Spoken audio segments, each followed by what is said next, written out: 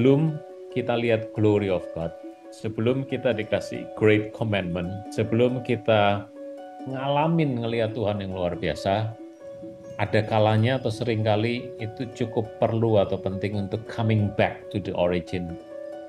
Jadi kadang untuk melihat atau mengalami kebesaran kemuliaan Tuhan itu butuh dua hal. Nomor satu, kesabaran dan persiapan, patience and preparation. Yang pertama juga kan kalau bicara di Keluaran 20 itu hormati Tuhan, nggak mau ada Allah lain, jangan nyebut nama Tuhan dengan sembarangan dan lain sebagainya. It's all about respect, hormat. Gitu ya. Jadi saya rasa dalam kepemimpinan yang baik kita juga harus menunjukkan respect.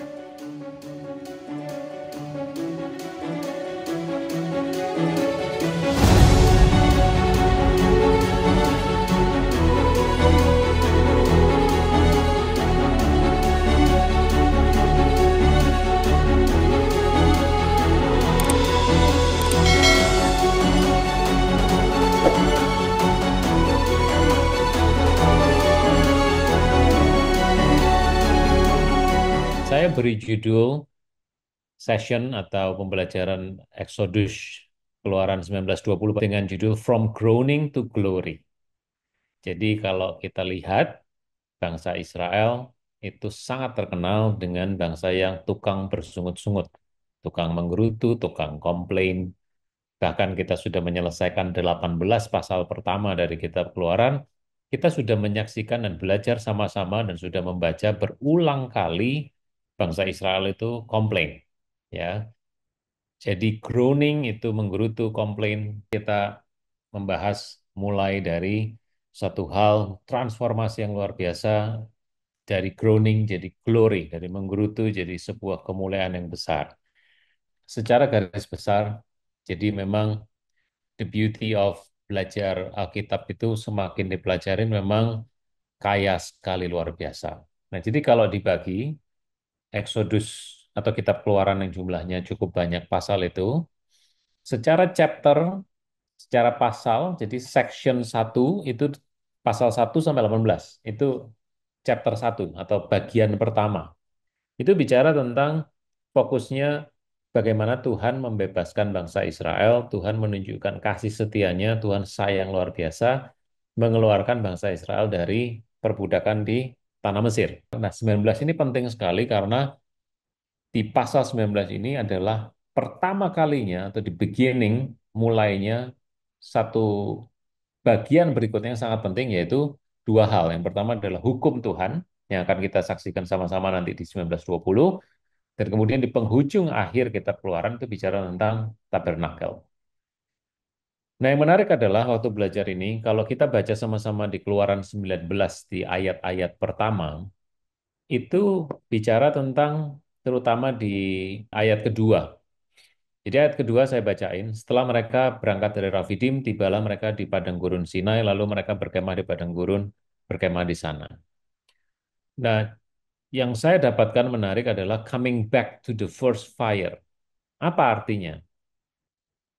Jadi kalau kita belajar atau flashback sejenak ke Keluaran pasal 3, itu cerita tentang Musa di Midian mengembalakan si kawanan ternak dombanya si Jitro, apa mertuanya, di mana disitulah keluar yang namanya burning bush, yaitu semak api belukar, tapi tidak membakar si semak tersebut. Jadi yang disebut waktu itu disebut Gunung Allah atau di kitab Keluaran 19 ini disebut Gunung Sinai atau dikenal juga dengan Gunung Horeb, itu ternyata tiga-tiganya itu sinonim.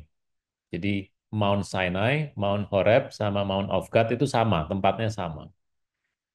Nah, di sini dapat pembelajaran yang menarik bahwa sebelum kita lihat glory of God, sebelum kita dikasih great commandment, sebelum kita ngelihat Tuhan yang luar biasa, ada kalanya atau seringkali itu cukup perlu atau penting untuk coming back to the origin. Kenapa ini semua mulai? Kenapa sih kita start ini semua?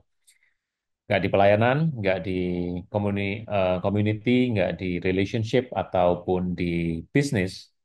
Kadang kalau di tengah kita ngalamin jenuh atau apa, kadang kita perlu berhenti sejenak untuk melihat kembali why did we all start this? Kenapa sih kita mulai ini? Dan saya rasa ini simbolik yang luar biasa sekali. Musa itu pertama kali dipanggil Tuhan, dia melihat Tuhan pertama kali itu di Gunung Horeb, lihat semak api belukar, dan ini kembali ke tempat yang sama. Jadi kembali kepada api mula-mula. Nah, api keduanya kapan? Api keduanya nanti di pasal 19 ini, di menjelang akhir pasal 19. Jadi beberapa waktu sebelumnya masih Musa sendirian dan kalau Bapak Ibu teman-teman ingat ceritanya dia waktu itu lagi lari kan habis melakukan sebuah pembunuhan di tanah Mesir dia ketakutan dia lari ketemu apa namanya keluarga mertua dan jodohnya di situ ketemu Tuhan juga pertama kali di situ. Nah, ini dibawa lagi ke tempat yang sama dan di exactly the same place, di tempat yang benar-benar sama, Tuhan akan menyatakan dirinya bukan cuma buat Musa seseorang, tapi buat jutaan, ratusan ribu hingga jutaan bangsa Israel. Jadi ini insight atau pewahyuan pertama yang saya rasa sangat menarik dan boleh menjadi perenungan sejenak kita semua.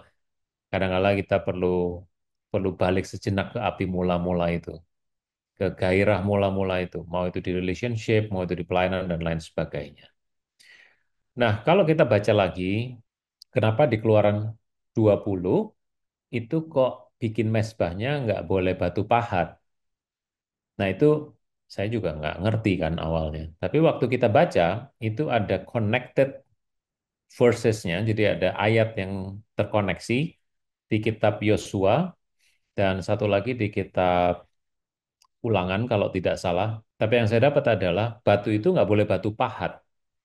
Dia harus batu utuh yang asli. Nah, jadi mempersembahkan korban, ini yang saya dapat adalah ya you have to come purely just the way you are. Bukan sesuatu yang pakai topeng, bukan sesuatu yang hanya karena seremonial, bukan hanya sesuatu yang berpura-pura. Tapi itu batu nggak boleh dipahat, nggak boleh elok karena buatan, tapi memang sejatinya inilah kita. Ini apa adanya, atau juga bagian mesbah ya kasih batu yang terbaik, bukan batu yang dibikin jadi baik. Nah, tapi kalau kita balik ke slide ini, Keluaran 19 di ayat 3 dan 4 ya. Jadi lalu naiklah Musa menghadap Tuhan, Tuhan berseru bla bla bla. Ayat 4 bilang, kamu sendiri telah melihat apa yang kulakukan kepada orang Mesir dan bagaimana aku telah mendukung kamu di atas sayap Raja Wali dan membawa kamu kepadaku. Nah, saya mendapatkan bahwa ada leadership lesson dari Raja Wali, dari Eagle, dan ini sangat menarik sekali. Sekali lagi, selalu senang untuk bisa mencari atau membaca connection di ayat-ayat lain. Dalam hal ini di kitab Ulangan, pasal 32 ayat 11, like an eagle that stirs up its nest that hovers over its young, atau eaglets, si bayi Raja Wali itu, he spread his wings and caught them. He carried them on his pinions. Ulangan 32:11 itu kalau saya bacain terjemahan bahasa Indonesia bilang laksana Raja Wali menggoyang bangkitkan isi sarangnya, melayang-layang di atas anak-anaknya, maksudnya anak-anak Raja Wali kecil, mengembangkan sayapnya menampung seekor dan mendukungnya di atas kepaknya. Di Yesaya juga ada bicara tentang kepak sayap Raja Wali. Jadi apa sih? Kenapa ini menarik untuk bisa dapat satu section kecil di pembahasan Keluaran 1920? Saya diberkati sekali waktu baca ini bahwa ada at least tiga hal yang kita bisa belajar leadership lesson dari seorang Raja Wali dewasa, Mama Raja Wali kepada Raja-Raja Wali kecil yang masih kecil. Nomor satu, dari kitab ulangan ini dibilang bahwa dia itu untuk Raja Wali yang masih kecil atau eaglets atau bayi Raja Wali itu pasti perlu di nurture dan dibuatin nest, sarang untuk dia berlindung, untuk kasih comfort, untuk kasih nutrisi, supaya dia bisa bertumbuh dan berkembang. Sebagai seorang leader, belajar dari lesson Raja Wali, kita bisa menerapkannya juga dalam apapun tempat dimanapun kita ditempatkan untuk memimpin.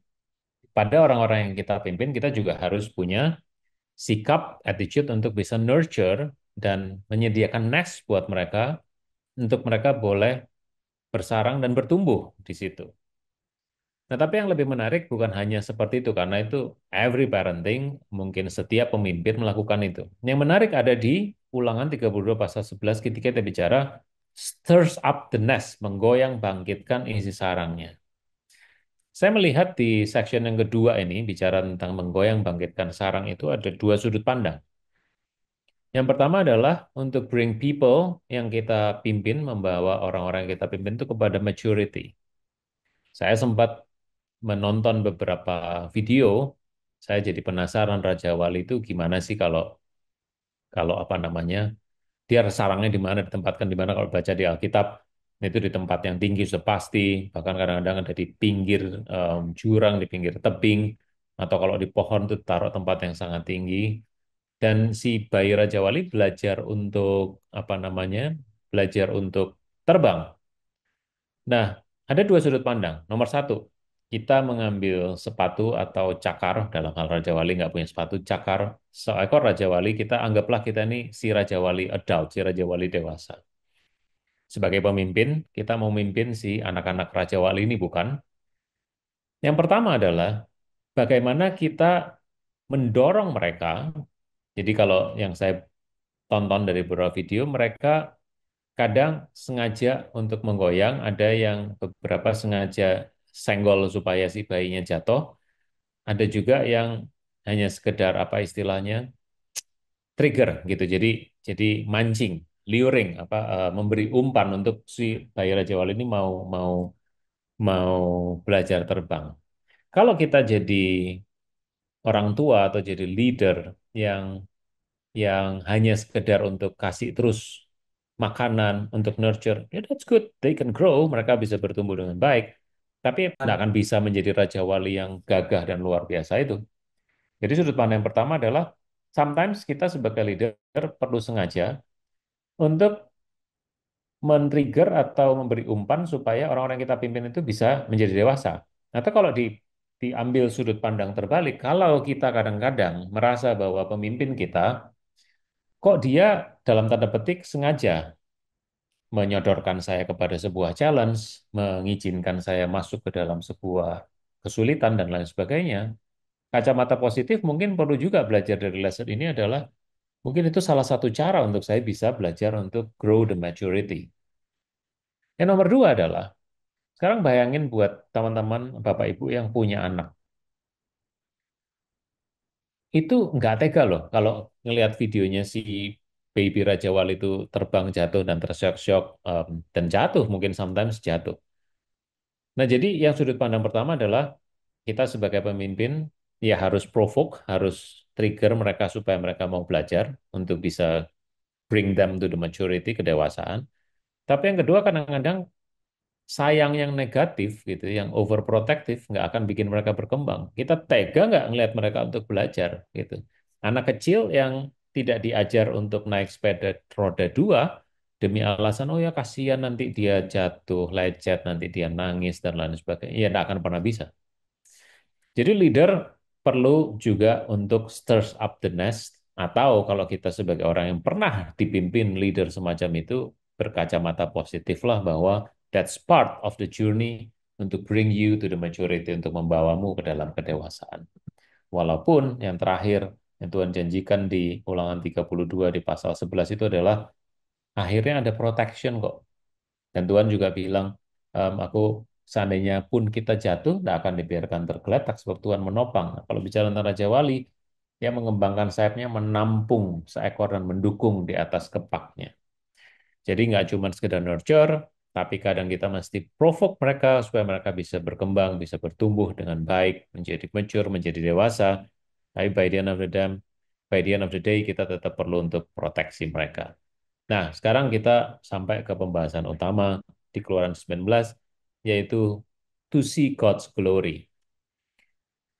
Di 18 pasal pertama, bangsa Israel sudah melihat berulang kali mujizat yang luar biasa. Jadi karya mujizatnya Tuhan untuk menyelamatkan mereka. Tapi pasal 19, seperti yang saya sampaikan beberapa menit yang lalu, bahwa ini adalah mark of the beginning, the very first time. Tanda pertama, awal pertama kali bangsa Israel bisa lihat kemuliaan Tuhan.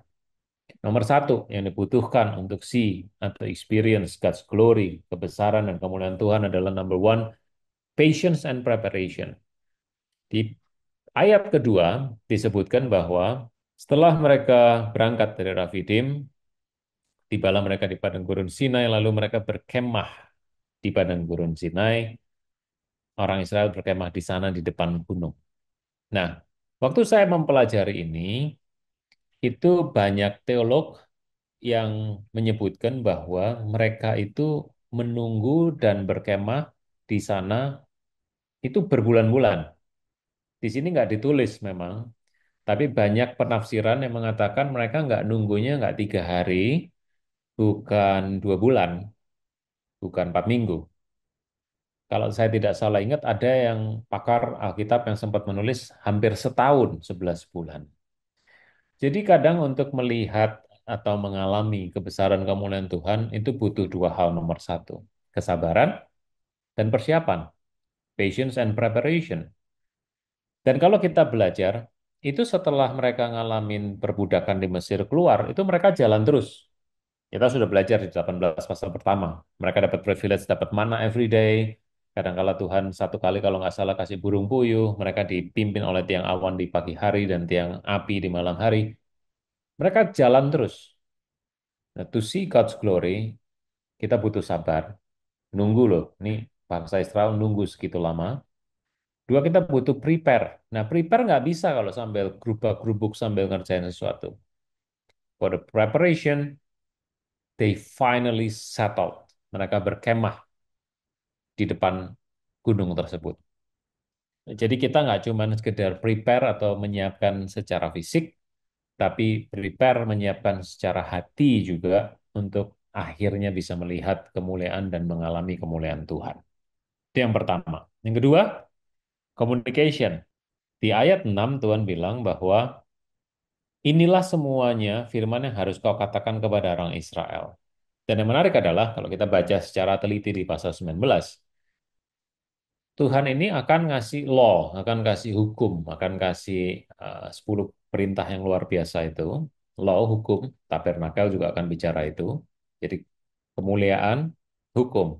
Tapi di depannya adalah kasih, bukan dibaliknya. Bukan, oke, kamu aku kasih hukum dulu, rambu-rambu, undang-undangnya. Habis gitu, kalau kamu nurut, aku berkatin. Kalau kamu nggak nurut, ya udah, aku bikin tenggelam aja di laut terbelah duanya nanti. Enggak loh. Ini mujizat pembebasan kasihnya ini unconditional di depan. Nah, setelah itu, nah now I am the God of glory. Ini hukumnya. Gitu. Nah, yang menarik adalah these are the words that you shall speak to the sons of Israel. Musa ini jadi messenger. Sekarang bayangin, ini Tuhan kasih message luar biasa agung, luar biasa powerful ya. Jadi message ini sangat important, sangat penting, sangat powerful. Musa ini dia yang terima message itu dan dibilang semuanya ini firman yang harus kau katakan kepada orang Israel. Itu saya nggak ngerti zaman dulu Musa bawa apa ya. Gitu. Dia nyatetnya pakai apa? Definitely handphone belum ada, buku tulis kayaknya juga belum ada. Dia mau nyatetnya gimana itu? Nah, communication kita dari leader aja, itu dari pemimpin kita di gereja, di komunitas, di pelayanan, dimanapun kita ditempatkan di bisnis, itu sangat penting, bukan? Nah, apalagi ini dari Tuhan yang udah paling agung, udah nomor satu di seluruh jagat raya. Nah, gimana caranya? Ini butuh communication skill yang baik untuk nangkap. Communication itu nggak cuma bicara atau membahas tentang bagaimana pandainya kita berbicara loh. Communication juga berbicara atau membahas tentang bagaimana kita bisa menangkap dengan baik. Jadi kalau dulu saya belajar communication itu dibagi jadi misalkan diibaratkan sebuah segitiga, itu minimal nomor satu adalah sang pemberi message, nomor dua adalah sang penerima message, nomor tiga mediumnya. Jadi kalau pemberi message-nya ngasih message-nya salah, ya yang terima juga bisa salah dong.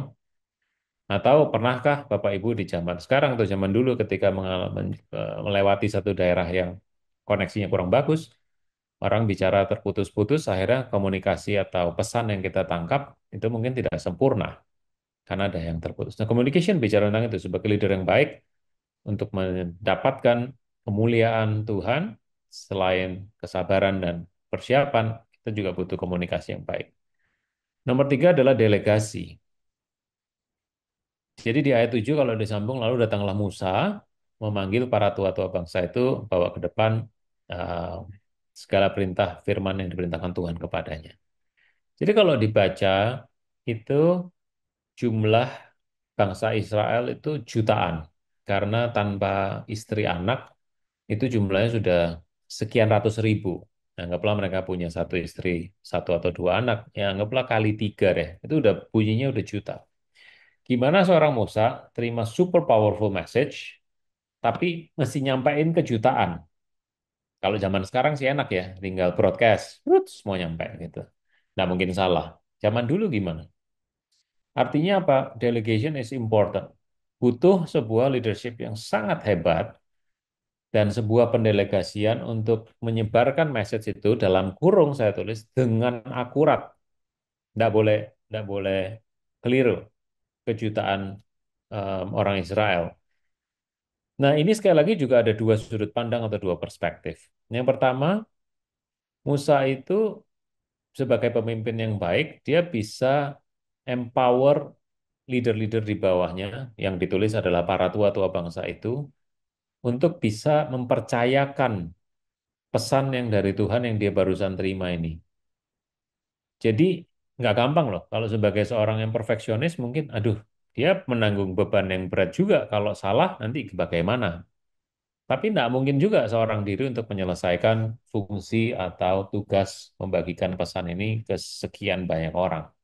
Perspektif yang pertama adalah butuh leadership yang baik untuk dia bisa mempercayakan, empower leader-leader di bawahnya untuk bisa convey atau relay the message.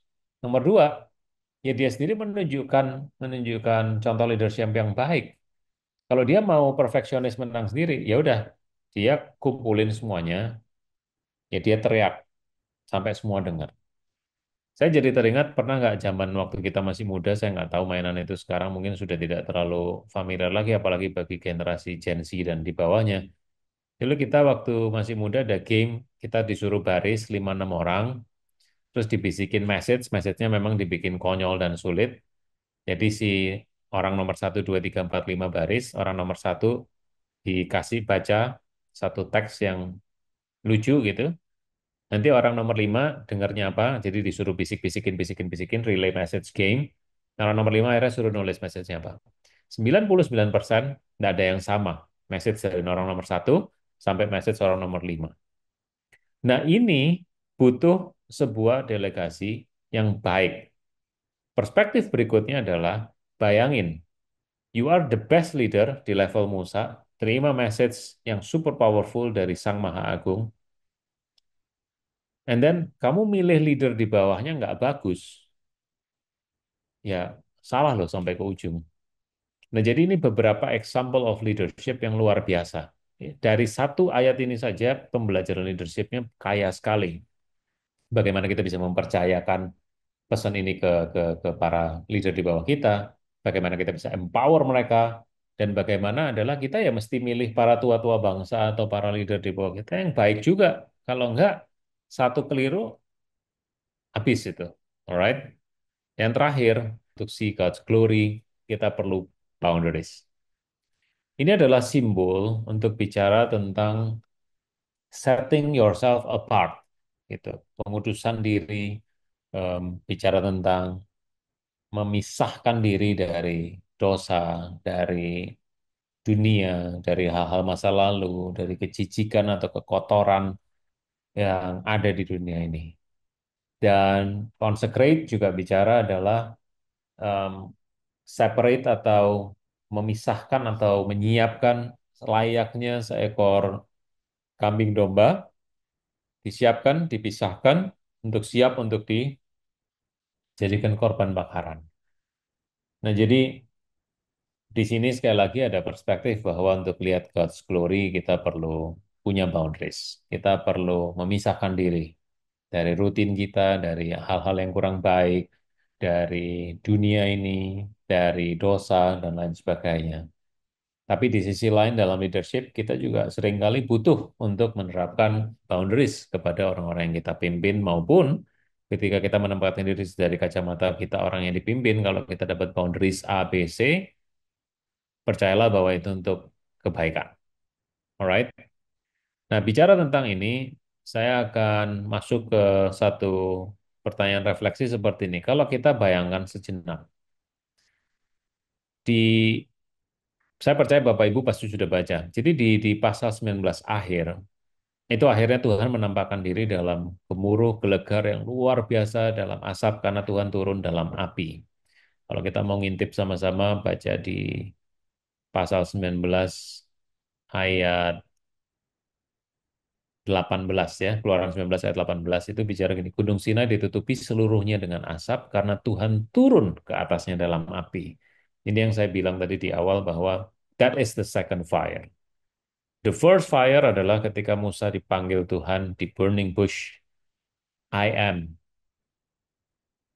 I am who I am, gitu kan? Kalau nggak salah, aku adalah aku. Nah, di sini akhirnya Musa waktu itu ngalamin sendiri satu orang diri dia lihat kemuliaan Tuhan. Sekarang dia mewakili bangsa Israel, dapat message, dia mewakili Tuhan juga jadi messengers untuk menyampaikan pesan Tuhan, dan bangsa Israel luar biasa beruntung untuk bisa menyaksikan Tuhan, tapi sebegitu mulia dan sebegitu hebatnya, sampai mereka sendiri semua ketakutan.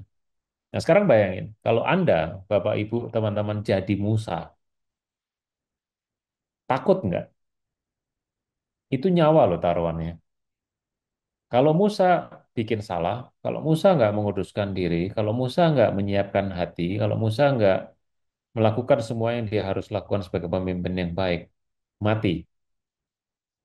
Nah, have you ever had, pernahkah kita punya seorang pemimpin yang berani mempertaruhkan hidup dan reputasinya demi kita?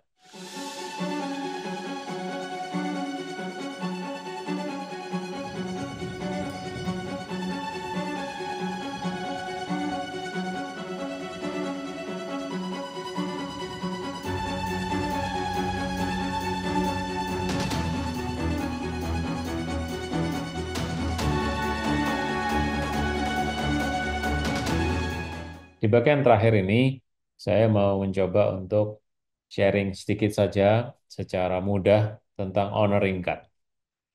Jadi 18 pasal pertama itu kasih Tuhan dinyatakan melalui banyak sekali mujizat dan titik puncaknya adalah keluar dari perbudakan Mesir, diselamatkan dan lain sebagainya. Sekarang waktunya untuk melihat kemuliaan Tuhan, dapat law, dan law ini bukan dibuat sebagai apa istilahnya? Persyaratan awal, ya. Tadi saya bilang di depan bukan persyaratan awal dan kamu nurut, saya berkatin, saya selamatin. Enggak loh. Udah diselamatin dulu. Nah, sekarang dikasih law. Law atau boundaries itu tujuannya bukan untuk bikin kita sengsara. Dalam leadership pun demikian gitu. Jadi rules, law itu dibuat itu supaya semuanya tertib dan baik. Kalau di sini itu ekspresi kita untuk honoring God, menghormati Tuhan, dan ekspresi kita karena rasa syukur sudah diselamatkan. Nah, sebagai pemimpin yang baik, paling tidak ada tiga hal yang mau saya bagikan yang saya rasa Bapak Ibu dengan mudah juga sudah mendapatkannya waktu belajar khususnya di Keluaran pasal 20. Kalau saya summary, minimal ada tiga. Nomor satu itu respect. Kalau kita baca kira-kira 5 commandments pertama, 5 perintah Allah pertama, itu semua bicara respect. Respect ke Tuhan, dan kemudian apa namanya ke parents, ke orang tua, hormatilah ayahmu dan ibumu. Yang pertama juga kan kalau bicara di Keluaran 20 itu hormati Tuhan, nggak mau ada Allah lain, jangan nyebut nama Tuhan dengan sembarangan dan lain sebagainya. It's all about respect, hormat gitu ya. Jadi saya rasa dalam kepemimpinan yang baik kita juga harus menunjukkan respect. Saya pernah cerita waktu saya masih baru pertama kali masuk dunia kerja itu takut sama orang. Sampai akhirnya ada yang bilang bahwa ya, nggak harusnya fear, tapi out of respect. Gitu. Kalau out of fear, keluarannya atau outputnya beda. Gitu. Tapi kalau out of respect, it's something that is amazing, gitu, valuable, punya punya value yang luar biasa baik. Jadi yang pertama kita bicara tentang respect. Nah, saya skip dari 10 itu, saya skip beberapa yang kita semua sudah hafal kok isi 10 itu apa. Jadi yang pertama respect, yang kedua adalah sebenarnya bisa disummarize juga menjadi apa yang disebut honesty gitu ya. Jadi kalau bicara jangan berzina, jangan mencuri, jangan mengucapkan saksi dusta, itu it's all about honesty. Nggak ada cheating, nggak ada kebohongan, nggak ada dusta. Great leaders itu harus apply full transparency. Dia nggak perlu buktiin apapun ke siapa karena it's all clear, transparan, gitu kan. Kalau kita hidupnya jujur, kita nggak perlu sibuk untuk ciptain skenario ketiga, skenario keempat untuk nutupin skenario pertama dan kedua. Kurang lebih begitu. Semakin kita punya skenario-skenario kebohongan, akan muncul skenario-skenario berikutnya untuk menutupin kebohongan-kebohongan yang sudah dilakukan sebelumnya.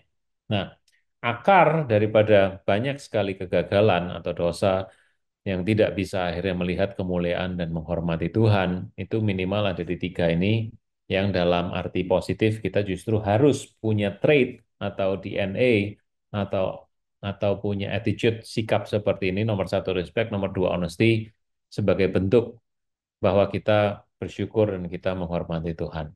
Nah, bayangin betapa luar biasanya hidup kita dimanapun, di dalam hidup berbangsa bernegara, dalam bisnis, dalam relationship, dalam community, kalau semuanya itu berbasiskan pada kejujuran, honesty, nggak ada cheating, nggak ada kebohongan. Nah, belakangan kita banyak sekali di apa namanya membaca di berita di sana sini, aduh banyak sekali kasus korupsi dan lain sebagainya. Ya karena nggak ada ini, karena nggak ada honesty. Nah, berdoa buat semua pemimpin yang ada dan hopefully bisa nyebar ke tempat lain. Berdoa juga buat siapapun yang dipercaya Tuhan untuk mimpin di bangsa negara ini supaya Tuhan kasih the glory of God dan apa istilahnya, kegentaran yang dari Tuhan supaya mereka punya ini gitu. Karena kalau kita nggak honest ya kita nggak respect gitu. Terakhir, sebelum kita tutup dua pasal 19-20 ini adalah contentment. Konten itu konten, ngerasa cukup. Nah, jadi kalau spesifik di pasal 20 ayat 17 itu bicara tentang covet gitu, mengingini milik orang lain. Nah, akarnya adalah yang saya sering temukan dan banyak sekali saya bicara ini ke teman-teman maupun ke hampir sering kali ke pasien-pasien saya adalah comparison is a thief of joy gitu. Kebetulan saya apa namanya menggeluti dunia kesehatan yang khusus tentang weight loss, itu banyak kali pasien yang komplain ya tapi dia bisa kurusnya lebih cepat, tapi dia bisa turunnya lebih baik dan lain sebagainya. Jawaban saya simpel sambil tersenyum sedikit bilang comparison is a thief of joy gitu.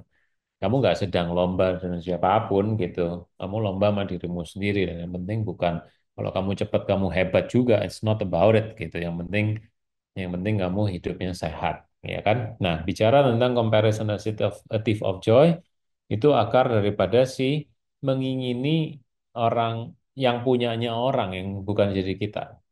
Berapa banyak dari antara kita maupun saya rasa ini bisa jadi juga akar dari apa yang sering kali belakangan ini kita dengar di berita-berita muncul korupsi sana sini.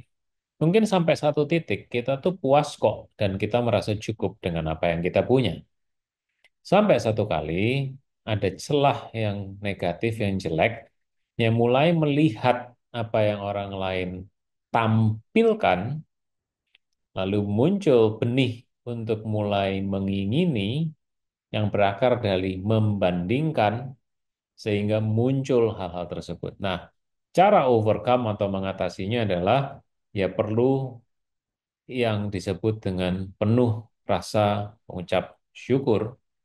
Karena kalau enggak, dia akan terus seperti itu. Nah, terutama di dunia bisnis, itu thin line, hairline, tipis sekali antara, ya tapi kan saya mau berusaha lebih baik. Ini yang sering saya pribadi masih masih berjuang dan mungkin jadi justifikasi pembenaran bahwa beda tipis antara ya I want to fight for the best, Tuhan kasih talenta dengan ya tahu untuk kapan bilang cukup. Karena kalau coba banding-bandingin nanti lama-lama keluar dari jalur. Nah, saya tutup dengan tiga hal ini. Jadi untuk menjadi leader yang baik, sekali lagi kita perlu sebagai bentuk rasa kasih kita kepada Tuhan dan rasa menghormati Tuhan dari 10 perintah Allah minimal ada tiga hal respect. Yang nomor dua adalah kejujuran, honesty, dan yang terakhir adalah contentment. Kita perlu perlu punya rasa cukup, punya rasa syukur. Di kitab Amsal juga ada tuh sempat ditulis ada tiga atau empat hal yang tidak pernah berkata cukup. Nah, jadi intinya adalah kalau kita bisa hormatin Tuhan dari law ini, dan nanti di minggu-minggu ke depan, kita akan belajar lagi di sisa pasal-pasal di kitab Keluaran.